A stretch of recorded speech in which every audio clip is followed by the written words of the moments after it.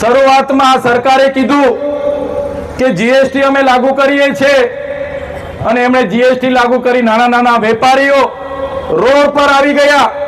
આ સરકારે કીધું રાત્રે 12 વાગે જાહેર કર્યું કે ભાઈ તમારા પર 500 ને 1000 વાળી છે એ તમે 1 મહિનાની અંદર બદલી દો, એ ચાલવાની નથી। નોટબંધી જાહેર કરી, આપણે બધા લાઈનો પર લાગી ગયા। નોટ બદલવા માટે બેંકોમાં ચંપલોની લાઈનો મુકતા થઈ ગયા। એમનો એક પણ ભાજપનો કરોડપતિ નેતા પૈસા બદલવા માટે લાઈન પર નથી આવ્યો।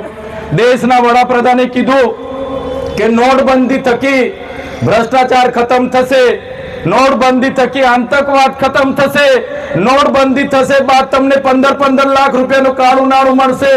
કોઈને મળેલા છે ભાઈ? પાછળવાળા બોલતા નથી, મળ્યા હોય તો કહેજો ભાઈ।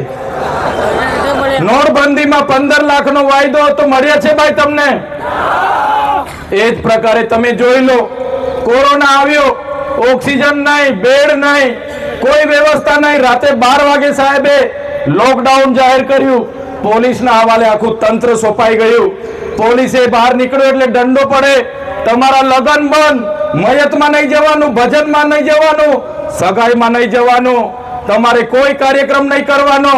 ભાજપ વાળાની રેલી હોય એ દિવસે કોરોનાને રજા હતું કે નહીં હતું? 2 વર્ષ સુધી કોરોના ચાલ્યો, 2 વર્ષ સુધી આપણે લગન નહીં કરવાના, ભજન નહીં કરવાના, 12મા નહીં કરવાના, કોઈ તહેવાર નહીં કરવાનો, અને ભાજપના નેતાઓની રેલી હોય એ દિવસે કોરોનાને રજા।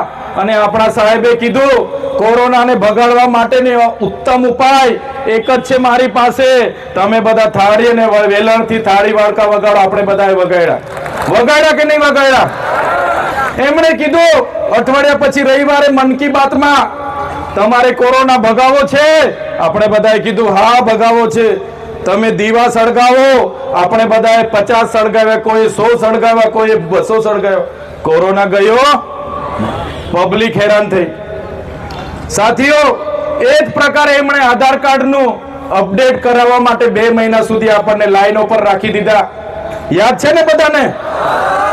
આધાર કાર્ડ અપડેટ માટે લાઈન પર હતા આપણે 2 મહિનાથી, ખબર છે ને બધાને?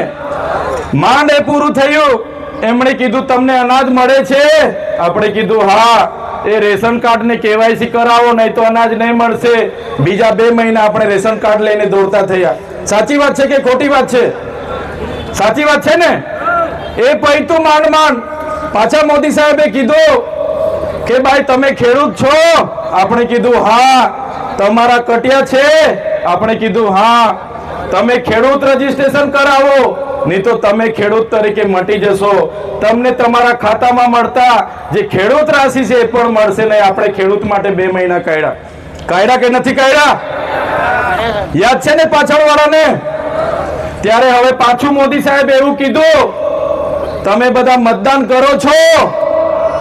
મતદાન કરો છો ને બધા? આપણે કીધું હા મતદાન કરીએ છીએ।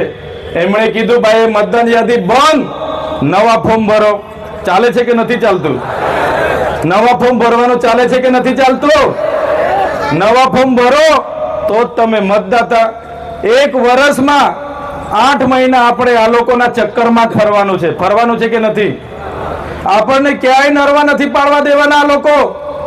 એમનું સભ્ય નોંધણી આપણે કરાવવું હોય, ભારતીય જનતા પાર્ટીના સભ્ય બનવું હોય તો આપણને એ લોકો નંબર આપશે, આ નંબર પર મિસ કોલ કરો, અમારા સભ્ય થઈ જશો। અને આધાર કાર્ડ લિંક કરવા માટે આપણે 2 મહિના લાઈન પર રહેવાનું ને? ત્યારે આ નીતિ સામેની આ લડાઈ છે, એમના ભય ભૂખ અને ભ્રષ્ટાચાર સામેની આ લડાઈ છે। મારા વડીલો અહીંયા બેઠા છે, મારા યુવાનો અહીંયા બેઠા છે, મારી માતા બહેનો બેઠા છે। હવે આ લોકોને 30 વર્ષ તમે નમે આપી દીધા, આપણને શું મળ્યું? કડાણા ડેમના વિસ્થાપિતોને પૂછી જોજો શું હાલત છે। આ વિસ્તારના જે લોકોને આદિજાતિના દાખલા નથી મળતા એમને પૂછી જોજો શું હાલત છે। જે લોકો પોલીસની પરીક્ષા પાસ કરી છે અને છતાં પણ એ લોકોને નોકરી નથી મળતી એમને પૂછી જોજો શું હાલત છે। ત્યારે રોજગારીના પૈસા મનરેગામાં એમના મંત્રીના છોકરાઓ ખાઈ ગયા। નલ સે જલના નામે ગામે ગામ કરોડો રૂપિયાનો ભ્રષ્ટાચાર થયો, નલ આવી ગયા। પણ નળમાંથી હજુ પાણી આવ્યું કે આવે છે? પેલા બોલતા જ નથી. તમે આવતો હોય તો હા કહી દો ને ભાઈ, એટલે પૂરું થાય. નળમાંથી પાણી આવે છે? મનરેગામાં રોજગારી મળે છે? ના. સિંચાઈનું પાણી મળે છે? હા એવું કે છે કોઈ અહીંયા.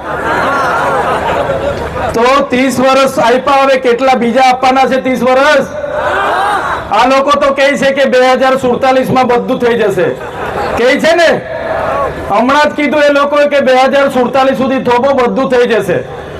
2014 ની લોકસભામાં મોદી સાહેબે કીધું કે 2019 માં બધાને ઘર મળી જશે. ભાઈ ઘર મળી ગયા? ખેડૂતની આવક ડબલ થઈ ગઈ. યુવાનોને 2 કરોડ દર વર્ષે રોજગારી મળે છે? નથી મળતી. તો હજુ આપણે બીજા 2047 સુધી આપવાની છે એમને તક. ત્યારે 2014 માં 2019 પર આવ્યા, 2019 ની ચૂંટણીમાં 2024 પર આવ્યા, હવે 2024 ની ચૂંટણી હતી ત્યારે 2047 પર લઈ ગયા. હવે આપણે એમના પર ભરોસો કરવાનો થતો. હવે સત્તા પરિવર્તન કરવા માટે હવે બધાએ જાગી જવાનું છે. મેં બધા જ વડીલો, યુવાનો, માતા બહેનોને, પશુપાલકો, એસસી, એસટી, ઓબીસી, માઇનોરિટી જેટલા પણ લોકો અહીંયા ઉપસ્થિત છે, મને સાંભળે છે, એમને મારે નમ્ર વિનંતી છે. અમે નાના લોકો છે, અમને પોલીસ, એમની સરકાર, એમનો કલેક્ટર, એમના એસપી, એમના મંત્રી, એમના તંત્રી બધા અમને પણ ખૂબ ડરાવે છે, ધમકાવે છે.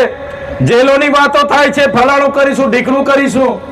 પણ જ્યાં સુધી તમારો બધાનો અમારા પર સહકાર છે, જ્યાં સુધી તમારા બધાના વડીલોના, માતા બહેનોના આશીર્વાદ છે, અમે એ લોકોથી ડરવાના નથી. ત્યારે આપણે હવે સામે લડવા જવાનું થતું નથી. હવે તમારામાંથી તાલુકા જિલ્લાના ઉમેદવારો ફાઇનલ કરી દો. આવનારી વિધાનસભાનો એક ઉમેદવાર ફાઇનલ કરી દો અને આવનારી સત્તામાં તમે આવી જાઓ, ત્યારે જ આપણા લોકોના કામો થવાના છે. વાત કરવા માટે હું આવ્યો છું. બધા જ લોકો આજે ઘણા લાંબા સમયથી આ મંચ પર ઉપસ્થિત હતા, અહીંયા બેઠા છો, ત્યારે તમામ લોકોનો, આજુબાજુ ગામોમાંથી પધારેલા મારા વડીલો, મારી માતા સમાન મારી માળીઓ, મારી બહેનો, મારા ભાઈઓ, મારા મિત્રો, મારા ભૂલકાઓ, મીડિયાના તમામ સાથીઓ, પોલીસ અધિકારીઓ, પોલીસ કર્મચારીઓ, બધા જ લોકોનો, જેમણે અમને ગ્રાઉન્ડ આપ્યું છે, એ ભાઈનો પણ અને જેટલા પણ લોકો મને સાંભળે છે, બધા જ લોકોનો હું ખૂબ ખૂબ આભાર માનીને છેલ્લે હું એક નારો બોલાવીશ. તમારે પરિવર્તન કહેવાનું છે અને પછી મારી વાણીને હું વિરામ આપીશ. સંતરામપુર માગે જોરથી ભાઈ, પેલા કુબેરભાઈ ત્યાંથી જુએ છે કાચમાંથી, થોડું બોલો. પછી કેશેભાઈ, ચૈતરભાઈ આવ્યો તો કઈ હતું નહીં, હવા જ હતી એવું. સંતરામપુર માગે, કડાણા માગે, સુખસર માગે, સુખસર માગે, જાલોદ માગે, દાહોદ માગે પરિવર્તન, પરિવર્તન, પરિવર્તન. ધન્યવાદ. જય આદિવાસી, જય જોહાર.